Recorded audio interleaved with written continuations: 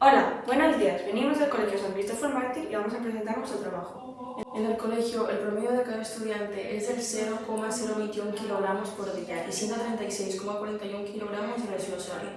La contaminación en los colegios normalmente suele ser papel, cartón y papel de plata. Los colegios que no reciclan son del 49,2% y del 50,8% son los colegios que separan los residuos para el reciclaje. Así que hemos realizado un brainstorming para la solución de este problema. La basura que genera el colegio son empaques ultraprocesados que tardan 450 años en degradarse. Así que, ¿por qué no con los residuos fabricar materiales reciclados? Nuestro grupo ha pensado en eso y hemos ideado en unas papeleras que se colocarán en los institutos y con la basura recolectada se trasladarán a fábricas para que procesen los productos reciclados. Como por ejemplo, material escolar, cartón para comida y papel reciclado.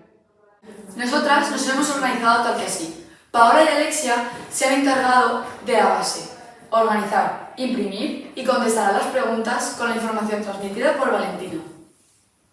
Valentina se ha encargado a buscar, apuntar y ordenar todo tipo de información encargada. Por último, María ha resumido toda la información en las líneas requeridas y ha pasado todo a cartulina. Nos hemos organizado así ya que es la forma más cómoda para nosotras y cada una se ha dedicado a trabajar lo mejor posible.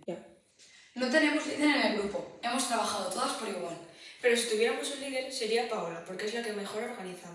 Creemos que hemos elegido un buen tema y hemos dado una solución lógica y práctica.